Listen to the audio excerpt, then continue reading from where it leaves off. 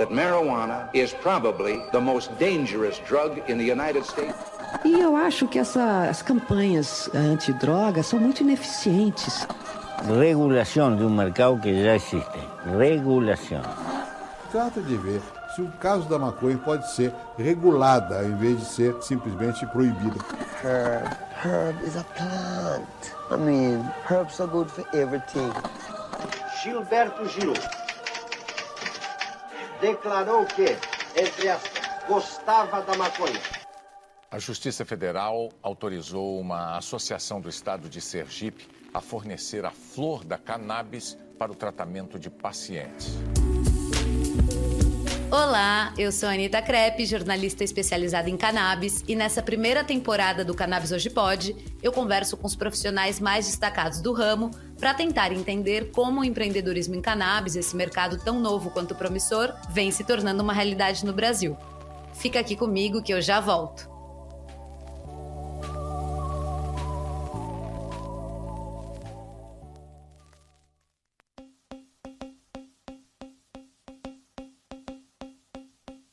A Clínica de Psicoterapia Assistida por Psicodélicos do Centro de Ensino, Pesquisa e Assistência da Biocase Brasil está de portas abertas para o tratamento de algumas condições de saúde mental.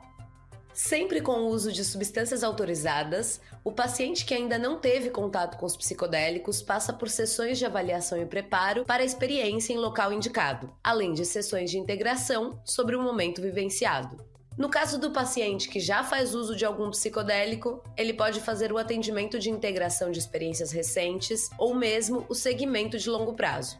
Saiba mais em almavivabrasil.com e marque uma avaliação. Mente sã, corpo são, alma viva.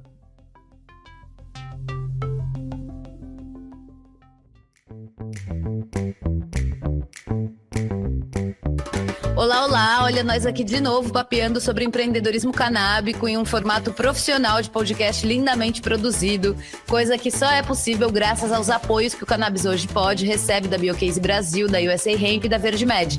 Além, é claro, do seu apoio, que é sempre muito bem-vindo. Portanto, se você puder dar aquela força, é só acessar o apoia-se/Cannabis Hoje Pode e escolher um valor para ajudar na continuidade do projeto. Tem opção para todos os bolsos. Compartilhar esse episódio nas suas redes sociais também ajuda e muito. Bom, lidar com maconha é sempre um tabu. Falar de sexo é outra coisa que não costuma passar batido. Ser mulher e querer empreender também não facilita. E eu falo isso com conhecimento de causa. Pois eis que a minha convidada de hoje resolveu jogar esses 3 ingredientes dentro de um caldeirão mágico e, desafiando todas as possibilidades, tornou-se a primeira empreendedora mulher da cena canábica no Brasil, dando vida ao Chapachana, um lubrificante íntimo à base de cannabis que você provavelmente já ouviu falar ou talvez tenha até sentido na pele o poder da coisa. Débora Mello, seja muito bem-vinda. Olá, obrigada pelo convite aí, que honra estar aqui dentro desse podcast maravilhoso. A honra é toda nossa e, como de costume, a gente pede para as nossas convidadas contarem algo sobre si mesmas que o grande público ainda desconheça. Uma curiosidade, onde é que você mora, como foi seu primeiro pileque de vinho tinto, enfim, uma coisa inusitada. Conta pra gente. Olha, eu tenho muitas coisas inusitadas, fica difícil essa pergunta. É verdade. Mas, enfim, eu saí de uma cidade muito grande, que é o centro de São Paulo, morava no centro de São Paulo 3 anos antes de vir morar no Uruguai, que é um país que só tem 3 milhões de habitantes. E eu vim morar aqui no Uruguai porque o meu pai é uruguaio, então eu vim atrás das minhas origens. E com a pandemia eu acabei vindo morar no mato, que é uma coisa que eu visualizava quando eu fosse uma senhora de idade já, e enfim, tô morando no mato agora, nesse momento da minha vida, e adorando, não voltaria para a cidade. Eu acho que seria essa uma curiosidade, assim, mais ou menos recente. Adiantou os planos da velhice para a juventude, também fiz isso, tamo junta e sugiro, assino embaixo, isso daqui tá dando bom, tá dando bom.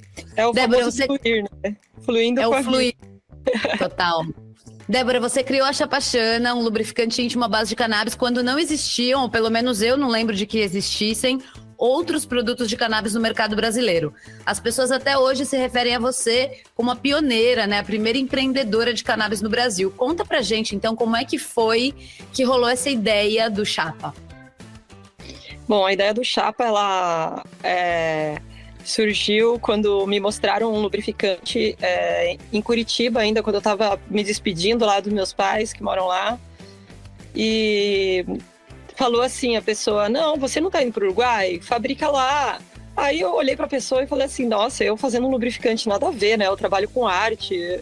Mas enfim, acabei chegando no Uruguai, vi umas plantas muito grandes e pensei, cara, que abundância, né? Dá para fazer outras coisas com essas plantas sem ser só fumar. Porque a gente que fuma, a gente olha e quer fumar a planta inteira, mas dá para fazer muita coisa com a planta, enfim.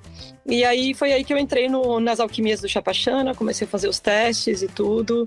E então, assim, obviamente, oficialmente, eu tenho esse status da primeira empreendedora canábica, mas esse lubrificante já era um produto contra a cultura que chegou na minha mão. Então, assim, e era um lubrificante de cannabis. Isso, já existiam seres fazendo isso antes de mim, graças por isso, porque essas pessoas empoderaram e essas pessoas estavam bem mais disruptivas do que eu nesse momento, né? Porque foi uma coisa muito interessante que aconteceu, na verdade, foi um link e, claro, todos inspirados no lubrificante que já tinha na Califórnia na época, né? Então, acho que acabou inspirando as pessoas que tinham conhecimento da cannabis e o conhecimento do mercado para fabricar esses lubrificantes artesanais. Agora me deu curiosidade aqui, o que você acha, ao que você acredita esse sucesso que o Chapa conseguiu, né? Porque se já existiam outros lubrificantes antes e o primeiro, assim, que ganhou mundo e que ganhou fama foi o seu. O que o Chapa fez de diferente, então? Então, sabe aquela frase, tá na hora certa, no lugar certo? Pois eu tava, porque eu fui pra Expo Cannabis, não oficialmente, porque, né, o lubrificante ele estava dentro de um mercado que não estava legalizado ainda, inclusive aqui no Uruguai também, né, os óleos canábicos também tem toda uma legislação que ainda não são permitidos oficialmente. Então eu estava no stand lá do pessoal do Casa 420 e acabei que chegaram as manas da Vice lá, queriam me entrevistar porque elas acharam o produto super interessante, eram todas mulheres, as manas da produção, todas interessadas no produto, e aí elas fizeram entrevista comigo e tiraram a foto que ficou super famosa nas redes, que foi a foto de eu segurando o potinho na mão, e foi isso, cara. Se não fosse essa entrevista da Vice, talvez o produto não tivesse ficado conhecido, talvez não tivesse acontecido todas essas outras cópias que aconteceram no mercado, que muita gente se inspirou. E foi muito legal isso, porque eu inspirei muitas manas a empreenderem e muitas vieram falar comigo depois que eu sou uma inspiração. E isso é muito lindo, poder inspirar outras pessoas, né? Inspirar, inclusive, golpes, né? A gente vai falar disso já mais adiante. Mas eu tenho muita curiosidade sobre como você conseguiu desenvolver a fórmula ideal. Você testava em você mesma, consultava com as amigas. Como é que foi essa descoberta da fórmula? Os dois, né? Eu testava, mas eu também consultei com as amigas, né? Eu entregava os potinhos para as amigas, principalmente as que tinham companheiros, né? Companheiros, porque eu sabia que o babado era certo, daí eu falava, vai lá testar, depois você me fala. E também muito do feedback dos clientes, né? Porque quando eu comecei a comercializar, aí muitas pessoas começaram a me dar o feedback. E foi aí que eu descobri que cada receita era diferente por causa da flor, porque eu nunca usava a mesma flor, porque cada vez era uma colheita diferente. E aí eu fui para a Califórnia estudar flores diferentes, por toda essa questão que eu me dei conta, porque às vezes a fórmula, todo mundo falava, nossa, uau, que sensação incrível. E às vezes as pessoas falavam, cara, eu não senti nada. E aí eu ficava muito triste quando eu escutava essa frase, cara, eu não senti nada. Eu comecei a me dar conta que talvez fosse o lote. Entende? Então, assim, existe esse plano futuro de estabilizar a flor, inclusive ter a flor chapachana, né? Para a gente poder aí tá com o produto estabilizado, né? Claro. E outra coisa que me intriga é como é que você conseguiu fazer essa distribuição no Brasil, né? É importante explicar que o lubrificante Chapachana ainda não tem uma autorização formal da Anvisa, não é isso? O que coloca o produto em uma zona cinzenta, num limite tênue entre ser um produto maravilhoso e a ilegalidade de acordo com as leis vigentes, que diga-se são bastante passíveis de crítica. Então eu queria entender como é que você lida com esse embate legal, né? Em que ponto que a gente está agora? Bom, eu acredito que quando eu senti todas as pessoas querendo o produto depois da entrevista, eu falei, cara, eu preciso chegar a mulheres que precisam desse produto. E, bom, aí eu falei, cara, eu não vou deixar de atender essas pessoas. Todo mundo queria, cara. E todo mundo, nossa, porque eu preciso, porque eu não sei o quê. Aí eu comecei a ficar angustiada e eu falei, cara, eu vou dar um jeito de fazer chegar nessas pessoas. Porque assim, tendo em vista que é um produto artesanal, a gente conhece quantas pessoas que a gente conhece que fazem cremes artesanais, coisas de artesanais, e essas pessoas não deixam de vender porque elas não têm um número de licença e que não trabalham com laboratório, enfim. Daí eu pensei, cara, é um produto artesanal, não é uma coisa vendida em grande escala que vai incomodar ou que vai... Então, assim, o que acontecia no começo é que acabavam os lotes, né? E as pessoas queriam mais, então o que eu tinha que fazer era produzir mais. Mas, né, o lance é que eu não sou uma fábrica, não sou um laboratório. Então sempre foi o meu anseio que um laboratório adotasse o Chapa para eu simplesmente conseguir chegar nesses números que eu preciso, nessa burocracia, passar pela burocracia que eu preciso para conseguir chegar a todas as pessoas dentro de uma lei vigente em que eu não me sinta incomodada pensando que estou fazendo alguma coisa no mercado cinza, né? Cinzento, como você diz, numa zona cinzenta, né? Então, agora eu estou nesse processo, graças às deusas. Mas, enfim, até então eu estava vendendo produtos de uma forma artesanal, em pequena escala. E o Chapa, ele tem um nível muito baixo de THC, né? Ele tem 0,01, que é abaixo do permitido da Anvisa. Então, assim, eu posso provar que o produto ele não causa efeitos psicotrópicos, que ele não vai danar, ele não vai trazer danos a ninguém que está usando. Então, eu acredito que eu fui ousada, obviamente, né, em todo esse tempo, mas eu acredito que como é um produto que ele não vai causar um mal para as pessoas, muito pelo contrário, ele é um produto que faz muito bem e necessário, um bem necessário. Então, foi a partir daí que eu entrei no mercado, assim, né? Tem muita gente dando graças e tem muita gente, inclusive da minha família, querendo saber como é que faz para comprar esse produto, né? Hoje, quem quiser comprar o Chapa, receber ele em casa, qual que é o caminho? Tem que entrar lá no nosso Instagram, @chapachana, e aí lá tem o link das compras, inclusive tem os posts falando sobre as artes, né? Porque o Chapa ele tem essa conexão com a arte, que é uma coisa bem interessante.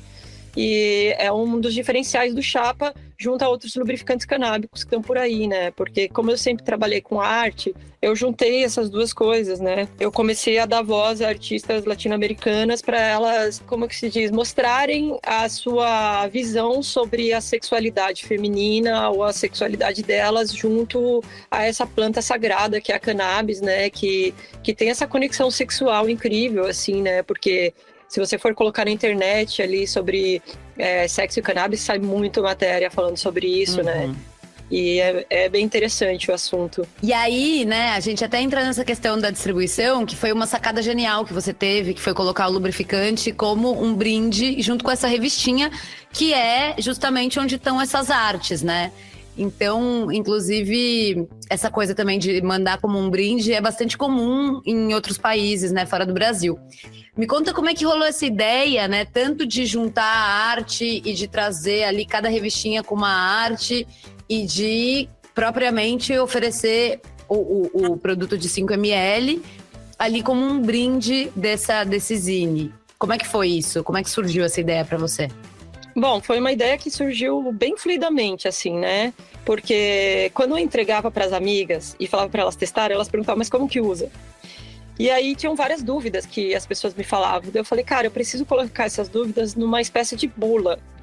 E daí eu falei assim, que coisa chata uma bula, uma coisa só escrita, né? A coisa mais chata do mundo é uma bula de remédio, vamos combinar, né? Quem que lê bula de remédio? Você pergunta pro médico como que usa, enfim. E aí eu falei, cara, para não ficar chata, para ficar linda, eu vou ilustrar. E aí eu ilustrei o primeiro zine e escrevi tudo que eu sentia que as pessoas precisavam saber, a composição, como usar, que era o principal, e depois informações sobre empoderamento feminino, né? Porque eu também tenho essa questão de que muitas mulheres não têm orgasmo porque elas não estão empoderadas sexualmente ou por vários tabus da sociedade. Então tudo isso eu coloquei dentro do fanzine, né? Essas informações eram muito necessárias. e iam ajudar muitas mulheres, né? Então, assim, acredito que também por essa questão de o chapa estar no mercado cinzento, eu não podia vender o produto em si. Então eu tinha que vender a arte e oferecer o produto como um brinde. Por isso que ele tinha 5 ml e as pessoas, não, porque eu quero maior. A gente chegou a fazer umas edições de 15 ml, de 10 ml, que foram, nossa, esgotaram super rápido. Mas a gente sempre tentou manter 5 ml, por quê? Porque era o brinde. Um brinde não pode ser tão grande, né? Um brinde de um produto cosmético. Então foi por aí, toda a ideia foi conectada e tudo foi indo assim a passos fluidos, assim, né? As ideias foram vindo e eu fui realizando elas, assim, de forma bem natural. Bem criativa, né? Você é um ser bastante criativo. Sai muita coisa dessa cabecinha aí, estamos adorando conhecê-la melhor. Trazendo para uma questão mais prática, né? Como você estabeleceu os parâmetros de segurança e de qualidade na produção do chapa sem ter esse respaldo, né? Que a agência às vezes tem ali toda uma coisa burocrática, mas de uma maneira ou de outra, por exemplo, os produtos que estão registrados na Anvisa têm uma coisa na farmácia brasileira, ou enfim, que eles possam ali ter um certo controle, tem uma coisa de segurança que alguns produtos, por exemplo, dos Estados Unidos não tem, né? Ou tem menos. Então, como é que é essa questão da segurança dos parâmetros do chapa? Você pensou a respeito disso também? Claro, totalmente. Por ser um produto que ele é usado na região íntima, eu tinha muito essa preocupação com a higiene do local, que sempre preparei todo o local para fazer alquimia, e eu também sempre fiz questão de eu fazer alquimia, né? Então, assim, fazia tudo certinho, tudo esterilizado, tudo lindo, tudo assim com muito cuidado, né? E também fechando cada potinho e pensando que cada potinho desses vai ter uma felicidade dentro. Uma vez eu lembro a minha designer me ajudando a colar os adesivos no potinho, e aí ela falou assim, cara, é tão lindo pensar que cada potinho desse vai trazer pelo menos um orgasmo ou uma felicidade para a pessoa. E eu achei tão lindo aquilo. Mas é isso, né? Sempre tendo um cuidado com o produto, sabendo aonde o produto vai ser usado, como vai ser usado. E eu acho que isso é bem mais importante, né? Porque às vezes a empresa ela tem lá um monte de licença, um monte de padrão, mas de repente às vezes não tem tanto esse cuidado, né? Esse cuidado humano, né? A humanização do produto, que eu acho que é o que o chapa, talvez ele perca um pouco disso agora, indo para uma escala, digamos, industrial, né? Indo para um laboratório, ele vai perder um pouco isso, que não vai ser eu que vou fazer a alquimia, né? Eu acho que existe essa magia também das mãos de quem faz e a energia que você coloca ali, porque eu sempre escolhia uma lua para fazer, uma lua certa, né? Então, assim, tem aquela coisa bruxólica de fazer alquimia que eu sempre cuidei. Sim. E me conta então um pouco melhor disso, assim, qual que é? Você usa a agricultura biodinâmica ou outro método? Como é que você escolhe essa lua? Olha, eu nunca faço na lua minguante. Isso é seguro, eu não faço lua minguante. Lua minguante é uma lua para você estar para dentro, para você interiorizar e você também... É o inverno. Falar sobre as outras luas, o que aconteceu... Mas todas as outras luas, elas são interessantes de você produzir alguma coisa, né? Desde um evento, desde um podcast, desde tudo. A gente está aqui na lua cheia falando. Lua cheia em aquário. Mas é isso. Ativa. Eu acho que é ter esse cuidado. Mas geralmente eu fazia o chapa ou lua cheia ou lua nova. Boa. Sabe que esse podcast, ele ia calhar de nascer de ser lançado justo no Mercúrio Retrógrado. Daí eu conversei com a produção, falei, né, vamos esperar um pouquinho, e a gente atrasou o lançamento por causa disso. Então, quando eu te convidei aqui para o programa, você me disse que tinha novidades, eu tô curiosíssima para saber se tem a ver com a entrada de um laboratório, né, se o processo vai deixar de ser tão artesanal e vai entrar nessa lógica mais do laboratório. É isso? Me conta. Sim, ele vai totalmente deixar de ser artesanal, né? Porque ele vai ser fabricado lá no laboratório. Inclusive, já foi filmada a receita junto com eles, né? Porque hoje em dia o pessoal filma a receita, é super interessante o processo. E a gente, assim, não se escreve a receita, a gente se filma, é muito legal. E aí agora a gente vai entrar com o stand, né? Expo Cannabis oficialmente, lançando o Chapachana lá. Na Expo Cannabis Brasil? Isso, agora em setembro. Tá? Animal. Final de semana do 15, 16 e 17 de setembro. Galera tá full. Super. E é muito legal porque essa história é bem interessante. porque o stand em que eu comecei o Chapa, que era do Micasa 420, o Micasa 420 é um dos apoiadores da Expo Cannabis Brasil, né? E muito legal, porque foi uma mana que abriu as portas, né? A Larissa, que é uma das idealizadoras da Expo Cannabis Brasil, que está conectada com a Expo Cannabis Uruguai. Ela é uma filha da Expo Cannabis Uruguai, né? Então, assim, é uma mulher também, a idealizadora da Expo Cannabis Uruguai, a Matt. Graças, Matt, por pensar em fazer uma Expo Cannabis aqui no Uruguai. Então, assim, muito legal, porque foram mulheres que me abriram as portas no começo também. Agradeço todos os sagrados masculinos que trabalham junto com o Chapa também. Aí, obrigada, Felipe. Todos os apoios que a gente tem. É muito lindo isso, né? De você ter um sonho, né? Que era o sonho de poder regulamentar o Chapa, não por mim, mas pelas pessoas que precisam do produto muito. Então agora essa ansiedade de, meu Deus, eu preciso que chegue nas pessoas, que cheguem mais pessoas, vai acabar, porque o laboratório vai se encarregar de tudo isso. Então agora eu estou trabalhando super pesadão aí nesse lance de estar produzindo toda a identidade visual do Chapa de uma forma profissional, com os numerinhos todos burocráticos, e também fazendo a identidade visual do stand. Então, eu tô bem feliz. Cara. Mas eu tô com muito trabalho, que nem eu falei pra você, nossa, muitos movimentos, mas faz parte do empreendedorismo, viu, galera que quer empreender aí. Como eu já sempre ouvi na minha vida, em todos os cursos que eu fiz muitos, né, tem que levantar a bunda da cadeira, gente, não dá pra ficar só sonhando, né? Você tem que fazer muita coisa. Foi muita coisa que eu fiz para chegar até aqui e para ir para onde eu tô indo. Então é isso, é muito trabalho e muito estudo. E não necessariamente pelos caminhos que você tinha traçado previamente, né? Assim, de repente até sair um pouco do caminho para, enfim, entrar números, para entrar em outras lógicas que tem a ver com o crescimento do próprio negócio, não é isso? Claro, a gente tem que estar aberto, né? A gente tem que estar aberto para tudo que pode acontecer no caminho e estar preparado. E, como dizem, ser resiliente, que é você se adaptar a situações novas que aparecem. Isso é muito importante. Porque isso sempre cara. A gente está entregue ao grande mistério todos os dias. Não adianta a gente achar que a gente tem o controle da vida, que a gente não tem. A gente não controla nada, gente. Mas, uma fantasia. Isso é bem importante. O que a gente puder controlar, é importante a gente se preocupar só com isso. Porque o que a gente não pode controlar, você tem que soltar. Senão a gente fica naquele nível de ansiedade que não faz bem pra gente. Perfeito. E aí até isso me suscita uma pergunta do... O que você aprendeu, né? Depois de tantos anos de empreendedorismo em cannabis, quais foram as roubadas que você podia ter evitado? O que teria facilitado, talvez, a sua trajetória? Tem alguma coisa assim que te vem à cabeça e você diria para nossa audiência que está começando ou querendo começar a empreender em cannabis? Sim. Quando eu tive a ideia do nome do Chapachana, eu fui pesquisar na internet se existia algum ser usando o mesmo nome. E tinha uma página do Facebook com o nome Chapachana. E só que essa página, o último post dessa página tinha sido há muitos meses atrás, sei lá, uns 8, 9 meses atrás. Eu falei, cara, essa página tá desativada, a pessoa nem usa isso. E aí teve esse boom com a matéria da Vice, e o que aconteceu? Essa pessoa se aproveitou que teve esse boom, porque teve pessoas que replicaram a matéria. Muitos jornalistas fazem isso. Quando dá um boom uma matéria, eles pegam e replicam pequenos jornalismos em outros lugares. Daí o que eles fizeram? Eles deram um Google e aí apareceu esse Facebook e eles divulgaram esse Facebook. E aí esse Chapachana, que hoje é o principal concorrente do Chapachana oficial, e muita gente caiu nesse golpe, falando de golpes aí.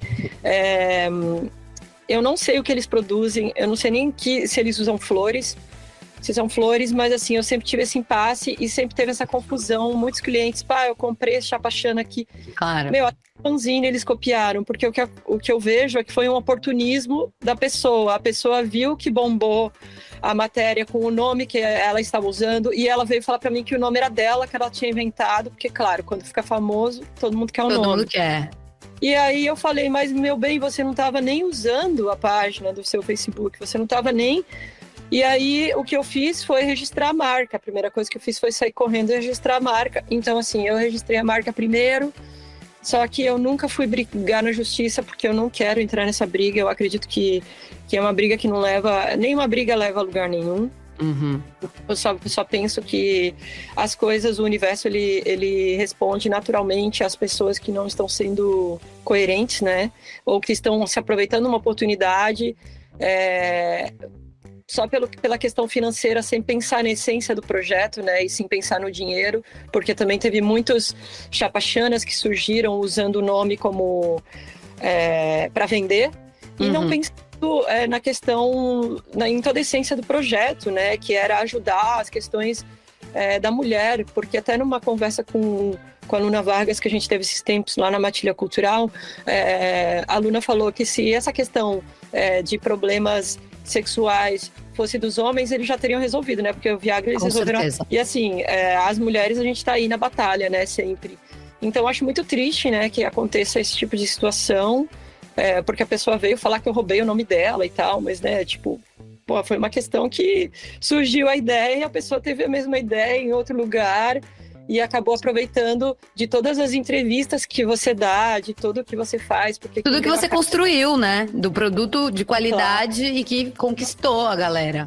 Então, eu acho que é isso, gente. Tem que tomar cuidado. Se você escolhe um nome, você pesquisar na internet. E não pode ter ninguém com o mesmo nome para você não ter esse problema depois. Então, agora, um dos desafios que eu estou tendo é fazer uma reestruturação da marca. O Chapachana vai ser uma coisa bem pequena dentro da marca, mas a gente vai mudar o nome para XX, que significam os cromossomos femininos, e vem a resumo do Chapachana, até porque vai ser voltado a um público mais abrangente também, né? Não só o público jovem, que hoje a grande parte é um público jovem, mas a gente quer entrar muito na questão do climatério, que é a pré-menopausa, porque é um produto que ajuda também muito essas mulheres, então a gente vai entrar com um caráter mais sério e mais elegante, e vai ser XX por Chapachana, né? Então vai ser esse o nome agora, porque a gente precisa entrar nessa reestruturação e é uma nova etapa, e deixar bem claro essa nova etapa do Chapa. Eu acho que é isso, mas sempre vai ser chamado Chapachana, né, gente? Não adianta, não tem como. Ficou, e é isso. Adorei, adorei. Eu já vou contar pra minha mãe que ela tá justamente nesse momento aí do climatério e a gente conversa a respeito e ela tá interessada na cannabis, só que ainda tem muito pouco produto disponível para esse público e para essa finalidade. E não é menopausa, gente. A gente tem que pensar que é a plenopausa. É o momento mais da mulher. A gente também tem que transmutar essa ideia de que, nossa, a menopausa é aquele bicho de 7 cabeças. Não. A gente vai entrar com um diálogo do Chapa para fazer as mulheres entenderem melhor essa fase da vida tão maravilhosa quanto qualquer outras fases que a gente passa na vida. Como quando chega a primeira menstruação, que é uma fase nova, não é uma fase para você ter medo, para você pensar coisas negativas, e sim a vida que segue e um novo momento da vida, uma nova etapa, né? Eu acho que é isso. É ir navegando conforme o mar. Lindo. E, Débora, vem cá, você é formada em arquitetura, mas sempre trabalhou com street art, muralismo, ilustradores, numa vertente sempre com essa veia artística latente. Como foi essa trajetória profissional que você traçou antes de empreender com a Chapa, Xana? Também foi uma trajetória fluida, né? Porque eu sempre vivi muito na noite, né? E na noite tem muito artista.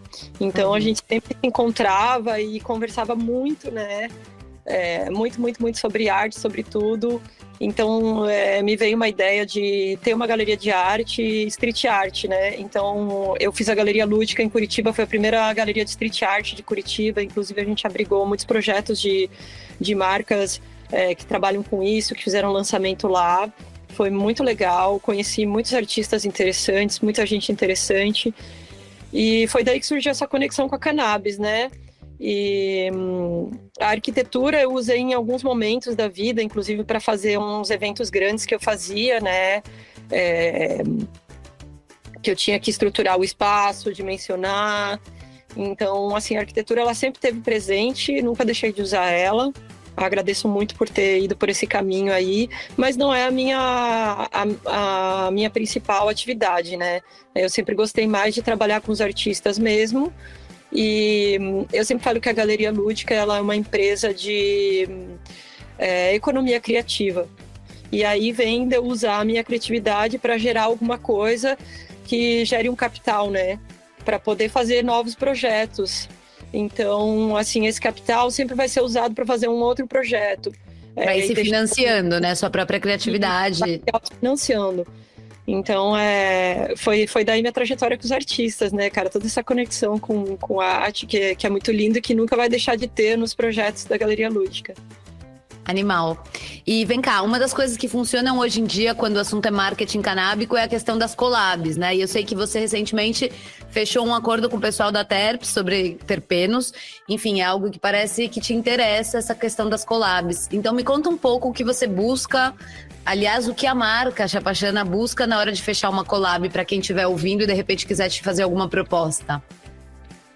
Claro, a collab com a Terps surgiu porque exatamente isso, a gente estava no mercado cinzento, ia ter a Expo Red Grow em Itu, né, que foi esse ano. Foi um sucesso. E eu precisava colocar o chapa lá de uma forma legal. Então eu chamei as manas da Terps, porque elas já queriam fazer um lubrificante, e a gente se encontrou na Expo Cannabis Uruguai. E a gente falou, vamos fazer uma collab, inclusive com outras manas também. Eu falei, vamos fazer uma collab, mas não dá pra fazer tudo junto, né? Então a gente tem que fazer uma coisa, galera empreendedora, um passo por vez, tá? Não tentem abraçar o mundo com a... Isso eu aprendi na minha trajetória empreendedora da vida mesmo, né?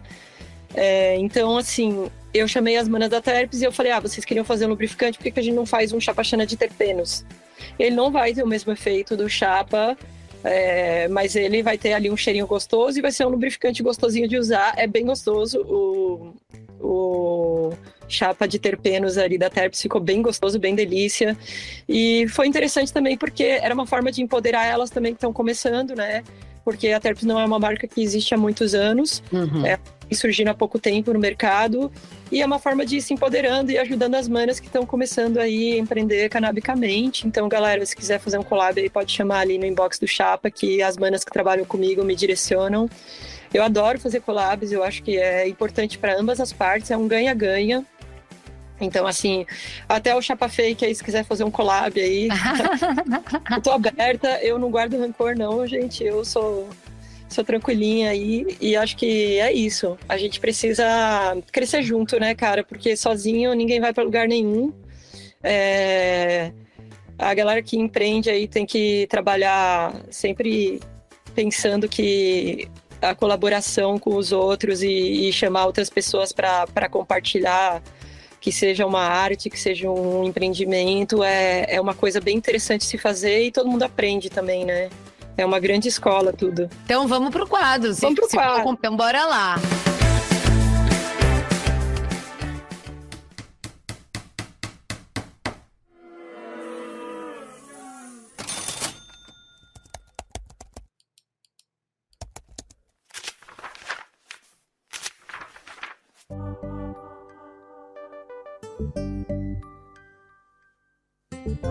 Para começar, então, conta pra gente uma história de fracasso que tenha te ensinado alguma coisa ou, enfim, que tenha te marcado de alguma maneira. Bom, a Galeria Lúdica, na verdade, para mim, né, e para as pessoas que estavam envolvidas na época, ela foi um fracasso.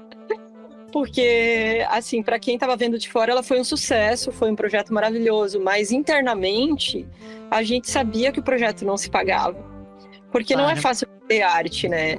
Então, assim, eu tive que me virar muito com a Galeria Lúdica, a equipe que trabalhava comigo na época, ela sofreu bastante, porque a gente não tinha verba para pagar todo mundo no dia certo.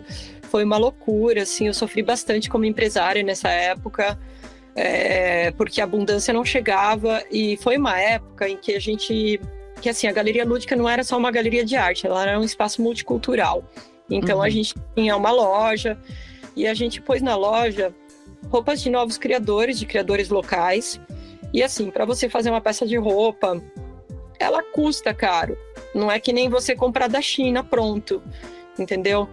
E nessa época, foi a mesma época, o mesmo ano que chegaram as fast fashion no Brasil e que a galera começou a comprar no brechó. Então, assim, a galera não tava mais comprando roupa de quem fazia, não tava mais, sabe? Então, assim, era difícil a gente vender as coisas da galeria e a arte, mano. Quantas artes você compra por ano, Ana? Mano, é muito difícil você comprar arte. A gente vendeu muito pouca arte.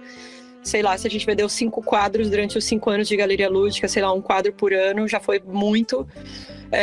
Então, assim, não dava para viver de arte. A gente tinha um escritório de criação, mas eu não tinha nem tempo de criar, que era o que eu mais gostava, porque eu tinha que estar sempre pensando em como fazer dinheiro para poder fazer o projeto se sustentar, entrando em contato com outros empresários, tentando collabs, essas coisas na época. E, assim, tipo, eu fali, tive que fechar as portas lá, e aí eu tava trabalhando, sei lá, umas 14, 16 horas por dia. Uma coisa que salvou a galeria foi que a gente tinha uma área gastronômica lá dentro e era terceirizada, e a pessoa saiu, e aí eu deixei fechada por um tempo, porque eu não era da área gastronômica, mas aí eu pensei, cara, eu vou ter que ir adotar esse espaço e fazer um café, alguma coisa ali, porque comida e bebida as pessoas consomem todo dia. E galeria de arte com uma comida, uma bebidinha ali, vai. Vai bem.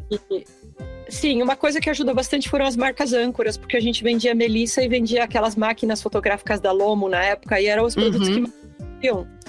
Então, assim, eram marcas âncoras que foram bem legais e ajudaram no projeto bastante. E que tinha essa conexão com a arte, né? Porque a Melissa tá sempre trabalhando com artistas e fazendo collabs também. Mas, enfim, eu fui para São Paulo estudar no Senac. Fiquei uma semana lá fazendo um curso de bar e restaurante. Aí eu voltei.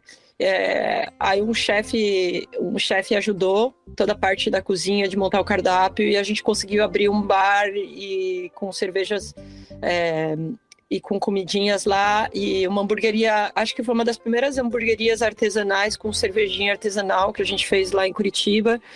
E aí a gente conseguiu fazer bombar o espaço de novo, junto com os meus amigos que trabalhavam na noite, botei DJ e tudo. E aí a gente conseguiu viver com isso. Só que eu trabalhando tantas horas por dia, foi aí que eu resolvi ir para São Paulo. Falei, cara, trabalhando tudo isso por dia, eu vou para São Paulo. E ganho mais.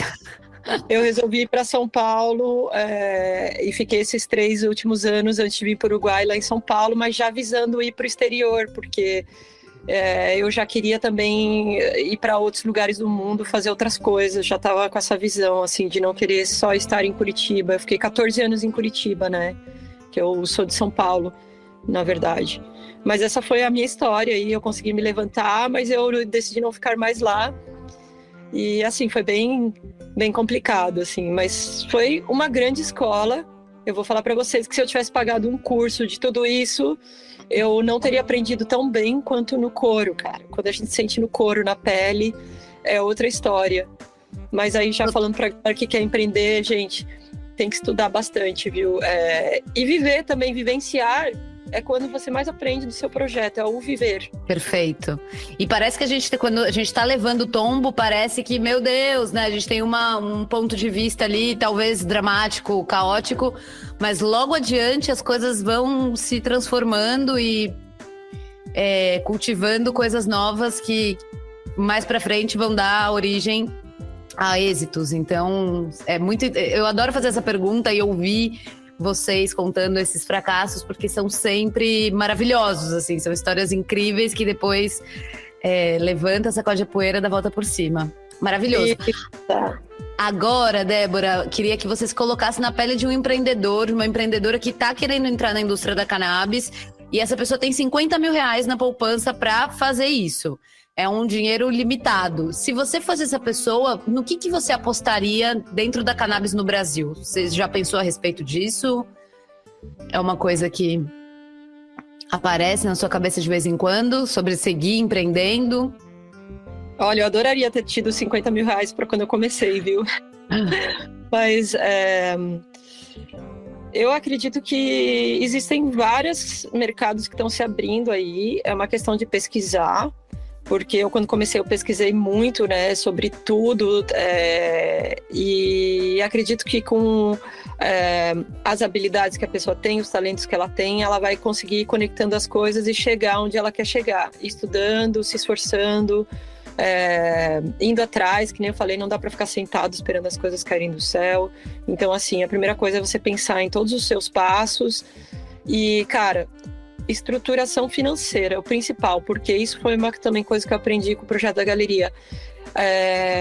O financeiro, assim, eu fiz uma estruturação lá, só que eu acabei deixando de lado o caixa, né? O famoso caixa que você tem que ter guardadinho ali, um dinheirinho para alguma emergência, eu acabei usando ele. Então, isso é um erro. Você sempre tem que ter um dinheiro em caixa ali para qualquer emergência, qualquer coisa ou qualquer projeto que surge que você precisa investir ali. Então, assim, eu não tenho uma coisa específica para falar para essas pessoas fazerem, porque esse mercado está abrindo. Então, vão surgir muitas oportunidades. Por isso que eu falo, é importante pesquisar. E, cara, estudar, porque não adianta você, do nada, resolver ser empreendedor. Porque eu saía da faculdade e eu ia fazer cursos de empreendedorismo que a Prefeitura de Curitiba, ela oferecia por R$5. E eu não sei se depois de um tempo eles começaram a oferecer de graça, porque eles queriam estimular o empreendedorismo na cidade. Isso é muito interessante. Uhum. Então, assim, eu fiz curso de vendas, eu fiz curso de marketing. E, assim, cada módulo era uma semana, eles davam uma apostila, é super lindo. Então, assim, galera, pesquisa se na cidade de vocês tem... E hoje em dia, depois da pandemia, tem tanto curso online. Vai fazer um curso online, porque, assim... A gente não nasce sabendo. E ninguém vira empreendedor da noite pro dia. A gente, às vezes, tem o feeling de empreender. Eu acho que eu tenho esse feeling de empreender, né? Mas Com certeza. É importante você ter informações e intercambiar com outras pessoas. Porque o legal de um curso presencial é que você intercambia com outras pessoas. Eu conheci muita gente com comércio lá em Curitiba. E essas pessoas, às vezes, a gente fez collab também. A gente se conhecia, a gente trocava experiências do que dava certo e o que não dava. E eu acho que isso é o importante, sabe? Você realmente se envolver com o que você quer. E vem cá, já indo adiante aqui nos quadros, no Cannabis Indica a gente pede uma sugestão de pessoa que você sugere que a gente siga no LinkedIn ou em alguma outra rede social, sobre cannabis ou psicodélicos. Também não tenho ninguém específico para indicar, porque assim, cada um tem os seus... as pessoas que você segue, né? Eu ia falar seus seguidores, mas é ao contrário, as pessoas que você segue e que você admira. E eu acho que isso é o que inspira, né? Então, assim, eu não posso indicar ninguém específico, porque eu acho que, por exemplo, você deve seguir outras pessoas e que você admira e que você se interessa. Então, acho que é importante a gente ter essas inspirações, né? Não, perfeito. Então vamos colocar você. Como que a gente te encontra no LinkedIn? Eu tô como Débora Mello no LinkedIn, mas eu acho que deve ter várias Débora Mello. Eu já vi lá, tem até uma cantora gospel, Débora Mello. E aí, seguindo no Cannabis Indica, você tem alguma, assim, conteúdo, alguma dica de série, de livro, podcast, alguma coisa que tenha a ver com cannabis, assim, que você já tenha visto e gostado? Ultimamente eu não ando vendo muita série e nem tendo tempo de ler muito livro, né? Então eu entro de novo naquele assunto que eu já comentei agora nas últimas questões, de que eu ando estudando coisas que eu preciso para o projeto acontecer. Então, assim, por exemplo, ultimamente eu estava estudando embalagens de cosméticos. O que surge para você que está empreendendo, que você precisa aprender sobre aquilo, para você pedir para outra pessoa fazer, por exemplo, para eu pedir para o designer fazer para mim, se eu quero que saia uma coisa do jeito que eu gosto, ou que eu vou ter orgulho de apresentar o projeto, eu mesmo tenho que ir lá e saber para pedir para outra pessoa fazer. Então você precisa se inteirar dos temas todos. Então existem várias coisas que eu preciso estudar. Eu não estou tendo tempo de ler nada específico, mas essa também é uma dica que eu dou, né? Você estudar sobre as questões que você precisa passar para quem está trabalhando com você. E acho que é isso, né? Sempre ler assuntos que interessam de acordo com o projeto que você está alinhado, né? E você está alinhado com os seus propósitos, né? O que você está falando, o que você está pensando, as atitudes que você está tomando tem a ver com aonde você quer chegar, né? Então, isso é muito importante, é você estar aí alinhado. Deu mais dica do que a gente esperava, essas dicas preciosas. Antes de fechar, então, deixa os arrobas, como é que as pessoas encontram o Chapachana correto nas redes sociais? É @Chapachana, não tem erro, galera. É só @Chapachana, porque foi o primeiro Instagram que foi feito lá do Chapachana, né? Agora a gente fez até um Pinterest do Chapachana. E legal, cara, tá rolando as coisas aí. Tem gente o tempo inteiro pedindo, e é muito legal isso, né? Da globalização hoje que a rede social traz pra gente, né? a gente conseguir ter essa interação com o mundo inteiro, essa conexão. Maravilhoso, querida. Prazer, então, falar com você, Débora, exemplo de mina porreta que empreende contra tudo e contra todos e bota o bloco na rua. Obrigada demais. Bem-vinda sempre. Que legal. Muito obrigada, gente. Um beijão aí pra todo mundo. Um abraço aqui do Uruguai pra galera. E a gente se vê na Expo Cannabis Brasil, então, que vai ser um boom, vai ser incrível. E é isso, gente.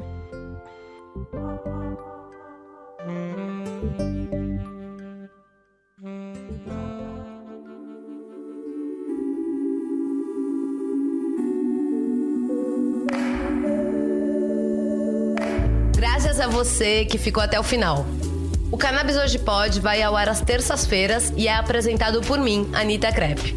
O programa é uma produção da Leopoldo Electrical Group e conta com o apoio da Biocase Brasil, da Verde Med e da USA Hemp.